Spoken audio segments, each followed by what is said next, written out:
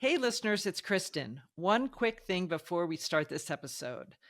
That is the full advisor coaching community. Are you signed up? It's free and a simple way to stay up to date on how to keep your professional momentum while enjoying your personal life along the way.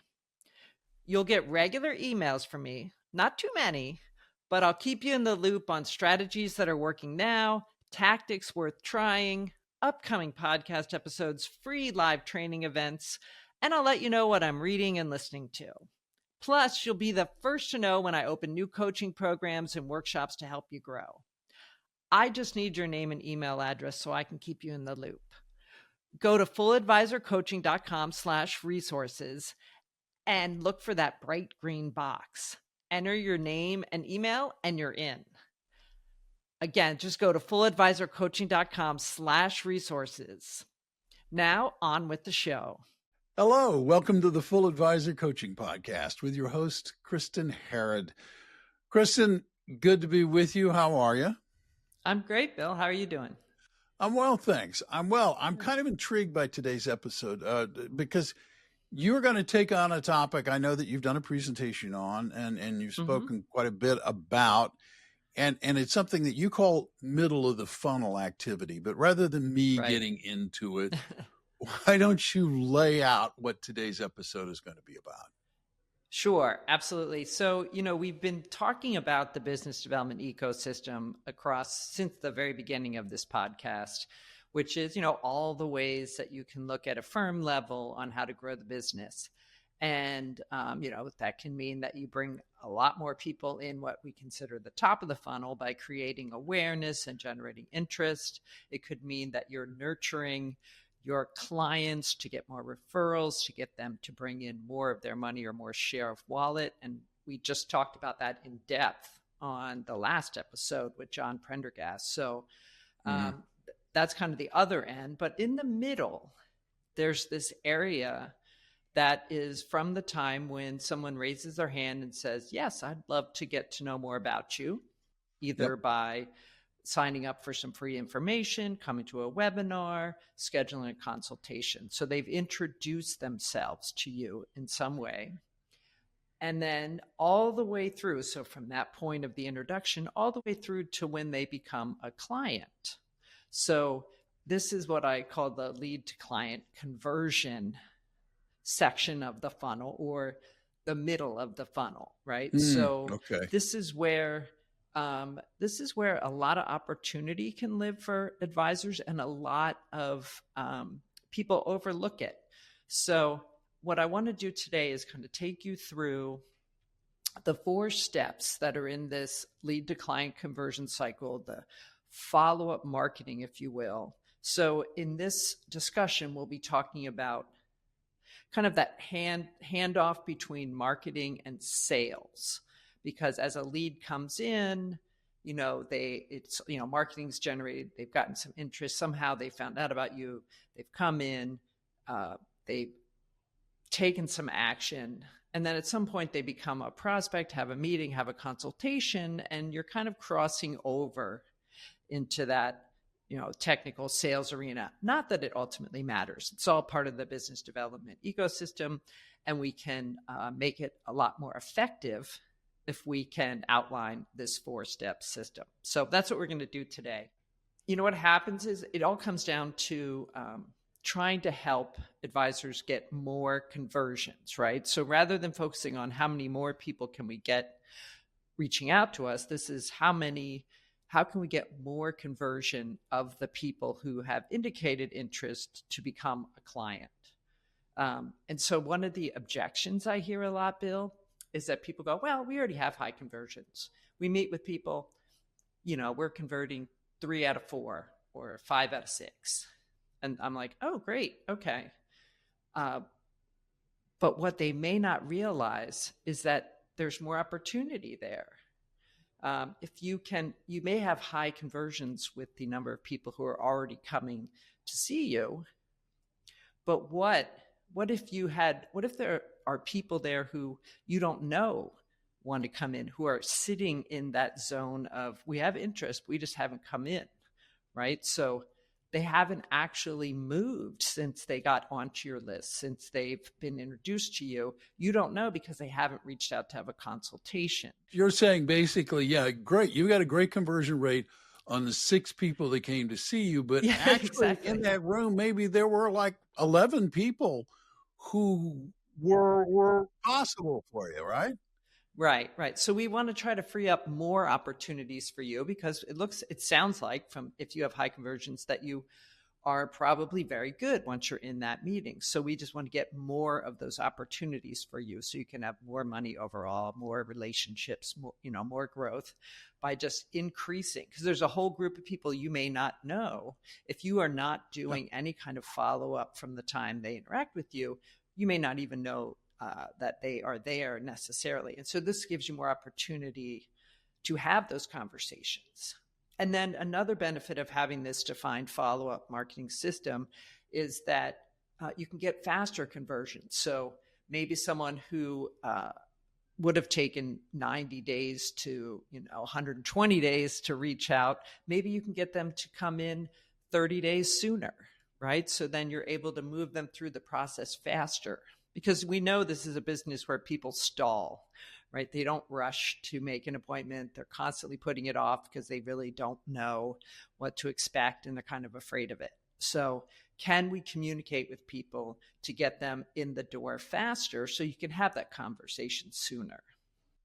And then finally, if you are really good at converting, you have really high conversions, it is possible that your pricing is too low, or you have an ability to raise your rates there, because you should be converting, I like to say, 3 out of 4, and having a little bit of tension on, 1 out of 4 rejecting, saying, I don't know, that seems like a little high for me, in the sense of their, the tension there to be like right up against it. Like if it's too easy and everyone buys it, you probably, you could probably dial back a service or raise a rate. So it's still beneficial to set up one of these systems, whether or not you have high conversions or low. Like, we're really trying to just get the most out of your efforts that you're doing. Does that make sense? It makes total sense. I mean, I'm sitting here wondering, how do you sort out the data that tells you, maybe your pricing's a little too high? How do you get that feel for whether it's too high or too low? Yeah, and that's really kind of a whole nother conversation. But I often find, like, if everyone you're sitting in front of comes in and is like, yep, great, we'll do it. You might have a little room there. Yeah, exactly. You might have room. You might have some tension, right, especially in a straight up planning fee situation. If you're charging a certain amount, if you're charging $5,000 for a plan, you might have room to bump it up to $6,000 or $6,500. Or again, these are just arbitrary numbers. Right. But that kind of tension there. When you get into AUM pricing and money under management, it's a little harder to just be like, oh, we were charging 1%, we're now charging 1.25%, because there are some norms around that. But yes. All right. So we all agree there's a benefit to setting up this system. And then everyone's like, okay, well, all right, how can we work to improve our conversion? Well, we don't want to wait until the consultation, where, most advisors have a free consultation where you have that first meeting. We don't want to wait till that to be like, okay, now we're going to tell them all the reasons why they need to do this and what they're doing. We have the opportunity earlier in the relationship to be able to do that. So our goal is to warm people up earlier, as soon as we know who they are, as soon as they raise their hand, engage in our brand in some way that we can be like, dear Bill, thanks for coming to our webinar. And, the good news is when people reach out to us, there's kind of 2 main points. There's a point where people reach out to get the free thing that you have, your lead magnet, where it's like, download the free report, sign up for our newsletter, come to our webinar. There's that element. But some people are like on that, what I like to call the express train, where they heard about you somewhere. They've been watching your stuff, maybe tuning into your podcast, and they go, yep, that's what I need. They come to the site, they schedule the call, they kind of skip over that whole first part of like nurture and waiting to see, because they've been kind of sitting in, they don't know about, they either just found out about you or they now have a need and they're actively looking. So that's the good news. But unfortunately, a lot of people come to your website and they're on what I call the local, right? They're going to take every stop along the way. Before you get there, you're like, okay. And so you need to have, if you can break it down and do each of those stops, you're able to help people move through the cycle faster, understand what you're about, create that relationship, all of those types of things. All right. So let's talk about these 4 steps. And I kind of alluded to it already. We're going to assume that we're setting the system up for the person on the local, right? The person who needs every stop to get their information. So the first way, like when someone comes, say, to your website, which is kind of our baseline marketing asset, right? That's the storefront, if you will. We have to have a way to capture the lead. So we need to have something compelling that speaks to your target audience, that solves a problem that they have. So this is, known as a lead magnet. It can come in various forms. It could be a video course. It could be a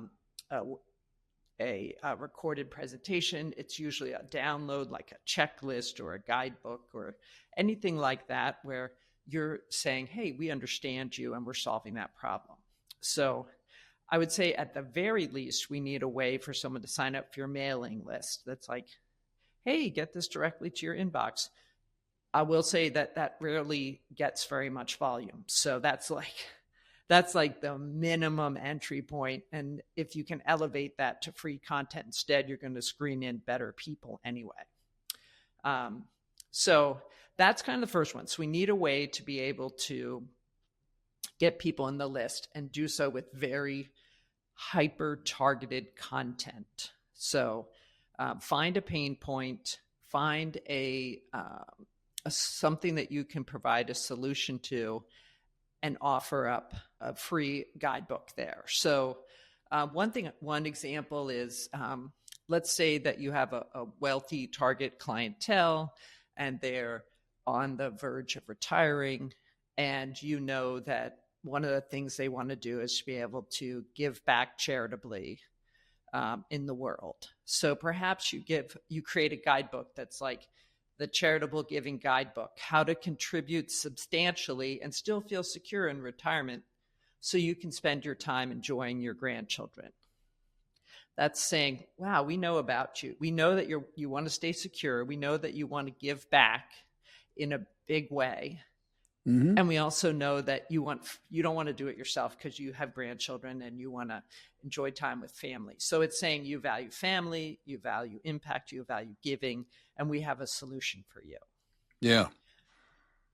So that's the kind of free giveaway I'd like to see, rather than 10 reasons why you should hire a financial advisor. Actually, and it's funny because the example you gave would really work perfectly for me and my wife, right? So there you go, Bill. Yeah, no, that makes I would not respond to the 10 reasons why. That's like no. Because it's also self-serving, right? 10 reasons why you need to hire an advisor. Okay.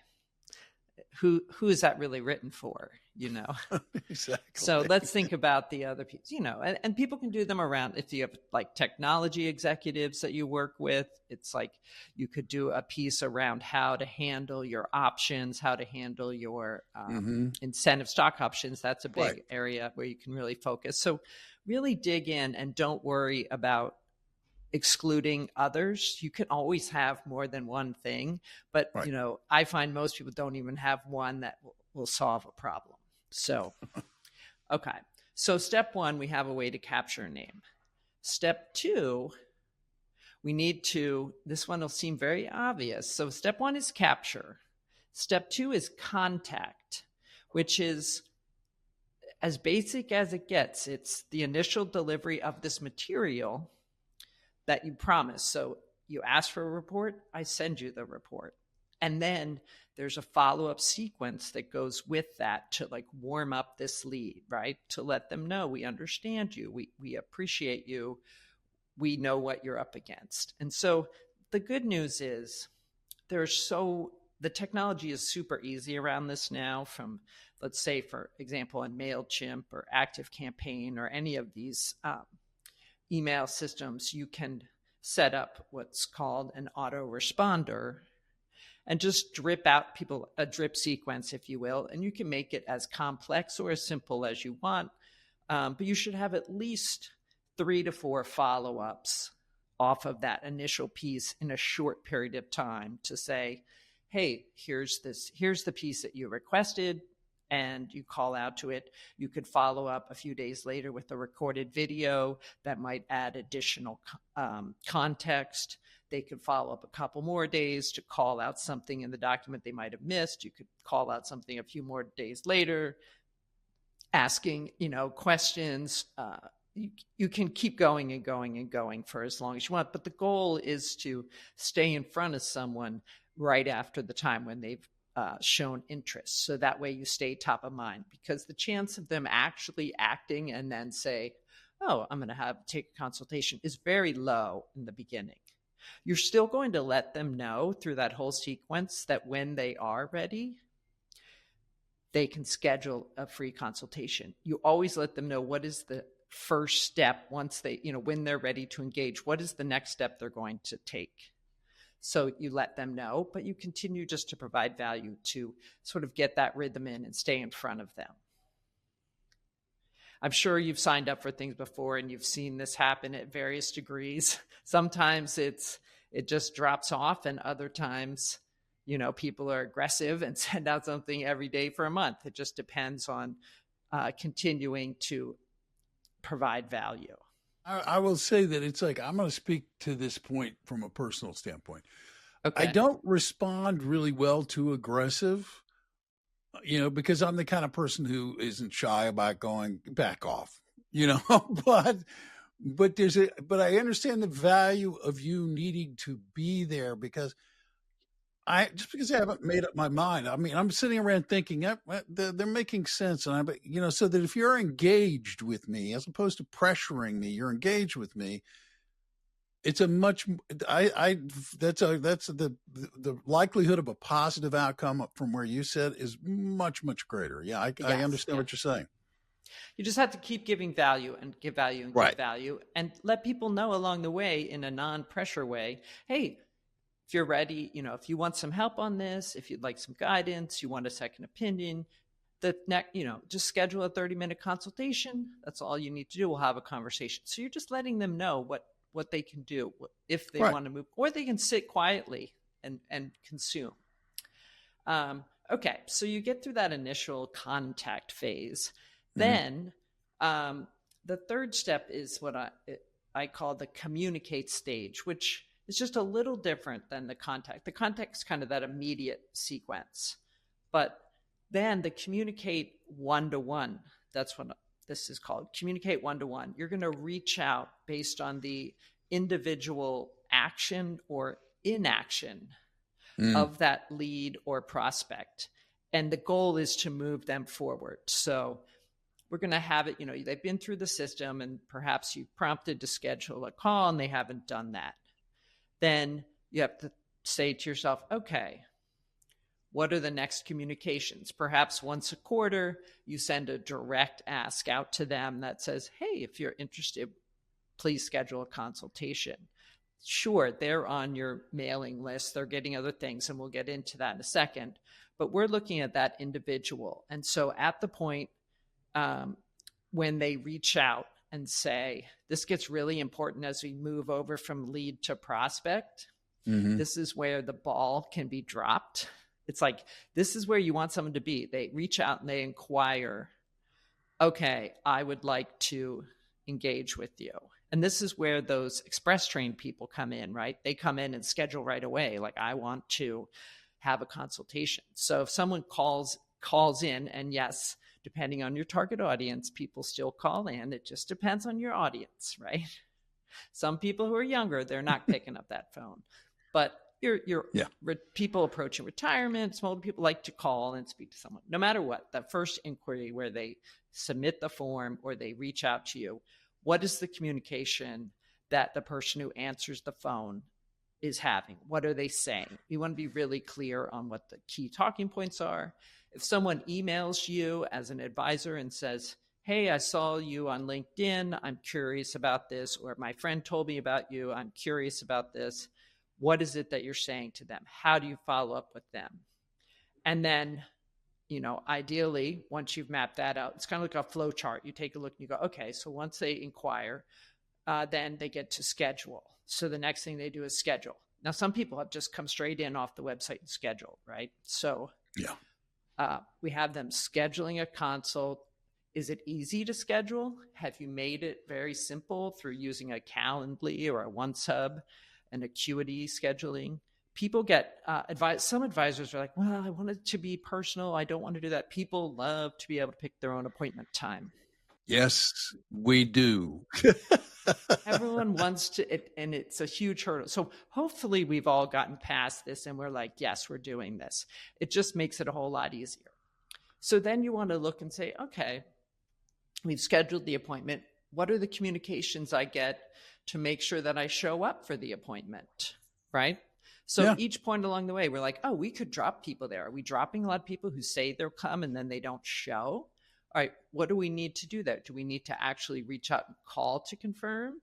Do we need to change the messaging in our confirmation? Do we need to add an extra one in? You really want to think through and look at the points and say, at any of these points, the system can break and you have an opportunity to improve. So before we had these scheduling softwares, it'd be like, okay, it's absolutely essential that you have someone call and confirm the appointment. Yeah. Now the technology can do that for us and we're used to it. And ideally, if you're using texting, some advisors use texting, that can be great too. So then you look and go, okay, now the person has shown up for the appointment. Okay, so they attend the appointment, you have your experience there. And so that's kind of, what is the experience? What is the agenda? What does it look like? Do they, are there communications they're getting in advance of that? And you map out kind of like, what is the experience of that person at the appointment? So we want to look at each of these phases because each one has an opportunity to be accelerating the process. And I think one of the biggest ones is after someone schedules a consultation and they're getting ready to come in for that meeting, which is really your bread and butter, right? That's where it all happens. What is it that you're sending in advance to them to let them know what to expect? Do they have to prepare anything? Do you need documents from them? How are you communicating that? So these are the things, if you have a welcome kit that you send out, does that go out then? Are you giving it to them at the meeting? Anything you can do to prepare that person for what to expect in the meeting will increase the likelihood not only that they show up, but also that they'll be engaged and you can move them through the process faster. Does that make sense? No, it does make sense because I'm thinking at the moment I'm thinking about the engagement with our current financial advisor, and he was good in terms of saying, hey Bill, before you come in, you don't have to send me your portfolio, but it would be nice if you would sort of just give me a list of the things that are currently in your portfolio. It was good because it created an engagement on my part, right? I have to engage with him. And it gave him something that he could look at and he could see like, oh, okay, this is Bill's particular investing style. This is kind of where he is. And it gave him something to talk about. But more importantly, it did create, as you're talking, I'm thinking it created an engagement. It created a moment where I had to interact with him and I chose to interact with him and it gave him a point to interact with me. Yeah, makes total sense. Yeah. And you have to make sure that you don't let it be a hurdle to people. Like it depends on your process. Some people absolutely won't even have a meeting if someone doesn't upload a document, and that's fine. That's your process. Yeah, that's Other it. people will say, hey, don't let this stop you from coming in. If you can provide this ahead of time, great. It helps us have a better picture. But, some people like to meet first, then decide. So you need a little flexibility, but you just want to be very clear in the steps. That's what I'm trying to break it down to. Like, what are all of the touch points along the way, and what are the communications that align with them? Because then when someone does come to the appointment and they attend the appointment and they have the experience that you've outlined of like moving through your agenda and getting to the point where at the end, if you're next, whether it's whatever the next step is it scheduling a second meeting? Is it signing paper, getting them to commit to say, yes, we want to hire you? What happens if they do? What are those communications? And then importantly, after the meeting, what happens if they haven't indicated what they're going to do, right? This is the more likely outcome, right? Like, what happens when someone leaves and we all say, okay, great, let us know, that kind of thing, right? And you haven't booked the next appointment, or you haven't done the big close or the big sell, then it's like, this is where I like to say the fortune's in the follow-up, because this is where it's easy to be like, well, they'll let me know, and kind of, well, I'll just wait because I'm sure, they're busy. Well, guess what? If you stay on top of it, you're going to move. This is where you can have the most acceleration in conversion and make it really clear. And I also find it removes the stress for you if you know, oh, I'm going to reach out 3 times over 2 weeks in this manner with these messages, so that you don't second guess and start to get caught up in the emotion of it. It's just part of the process where you're like, hey, Bill, thanks for meeting with us again. Just wanted to reiterate that the next step in the process is to let us know this, X, Y, and Z, and then we send an email out, or we leave a voicemail, voicemail probably not so much working these days, but you send the email, pop a text out if you're doing that compliantly, all of those things. But map it out after the meeting. How do you send the thank you? Do you handwrite one and send it? That will break through the clutter. That's exciting. It could be a way to stand out. Do you send an email? How many times are you going to follow up? In what manner will you follow up, and over what period of time? Be very clear. It removes a lot of stress, and that way you're not dropping the ball on anything. You should be like, oh, I'm on phone call 2, email follow-up 3, and so you work it out. And I think that makes a huge difference. And it also helps you prevent, the biggest thing is like having too much time, energy, money, follow up.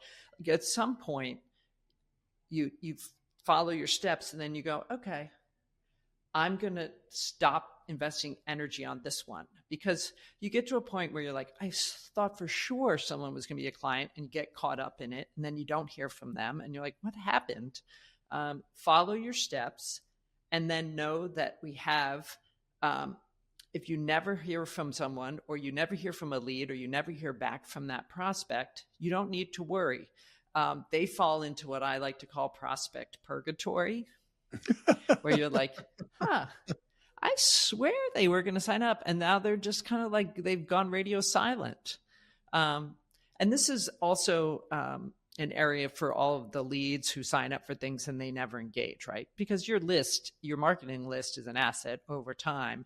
People engage with you, and when they have a trigger event, you're there, you're top of mind if you're doing this correctly. And that's where step 4 comes in, which is cultivate. So we've had capture, contact, communicate one-on-one, and now it's cultivate. And cultivate are the regular calendar-based communications that keep you top of mind with your audience. So they don't have the trigger event yet. They haven't experienced, the exit package from the company, and they're like, what should I do? They haven't, gotten to a point where they're like, now I'm getting serious about retiring, or I'm going through a divorce, or whatever the event is that's happening. So these cultivate communications keep you top of mind. Think of that like the newsletter, which, by the way, if that's the only thing you're doing, it's probably not compelling enough. especially if you're using a third party, just accumulated garbage content, right? So we want good content. We want something compelling and interesting. And this is where things like, if you do a podcast, you're sending out the regular podcast episodes. If you do videos, you're sending out links to the videos. If you have blogs, you're sending out the blog digest. So this is where your content that you're developing that kind of fuels other parts of the business development ecosystem can serve you in your follow-up marketing system. So it's really, you can map out those communications and say, okay, twice a month we send a blog digest. Yeah.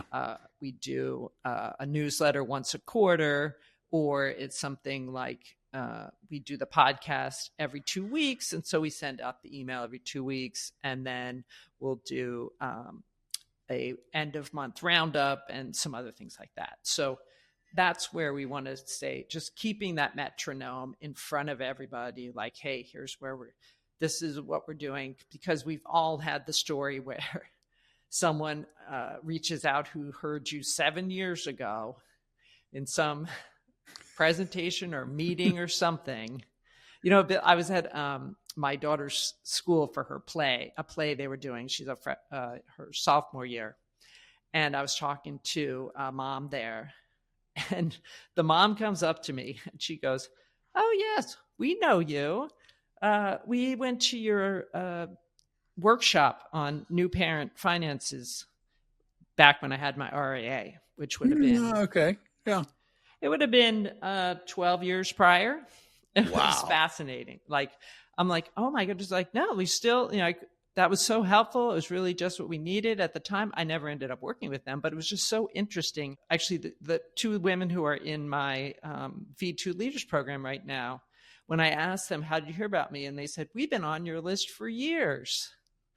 And I'm like, oh, and now they've moved. I mean, it was I think they said they started following me around 2018 after a conference I had spoken at. Then 2024, I start working with them. So that's why we need cultivate communications. So that's one. And I think every advisor I talk to has that story of like, it's been 2 years since they met me and now we're doing this. So so just to reiterate, these are the 4 steps, right? Capture, get a lead, have a way to capture a name and email address, have a way to contact and follow up with them while they're, striking while the iron's hot, communicate with them one-on-one based on their actions. So have they taken the next step? Have they moved forward in the process? What does each step along the way look like all the way through till they become a client? And frankly, once they also become a client. So again, going back to that John Prendergast episode, we talked about all those touch points. And then how are you cultivating them over time? By sending regular communication that keeps you in front of them. So those are the 4 steps to the follow-up system. I understand that it can seem overwhelming, but if you just break it down and stand in the shoes of a client and start looking at the journey, take a look, map out your own 4 steps right now, map out that journey and see, where's one area of improvement that would have like the greatest impact on freeing up your resources? Like, do you have a lead magnet? That's probably step 1. If you already have one, great. Are you screening leads on your Calendly form? That's something we hadn't talked about, but maybe when someone comes in to sign up for an appointment, maybe the improvement is that you're having too many calls that aren't a fit. Maybe we add a little bit of screener questioning on that form and you improve that part of the process. You have an extra confirmation for an appointment, or you send a follow-up thank you note. What is your action that you can take that'll move the needle on that? So that's today's content. And I'm hoping that people will really embrace the follow-up and the fact that really the fortune is truly in this follow-up, because that's where too many people get stuck advisors and clients. Clients need you to reach out because they really want help, but they get in their own way, and you're helping them move along to get the help that they need. Yeah, and just to add a comment on to, everybody's got a story about a client 7 years ago, 12 years ago, whatever it was, right? What I think it's helpful for people to remember is that there are people out there who have relationships with you don't know about. I mean, and I don't mean that in the creepy social media kind of way, right? I mean it in the way of people following a podcast, right? And or reading your newsletter or whatever it is, right? And in their mind, they've got a relationship.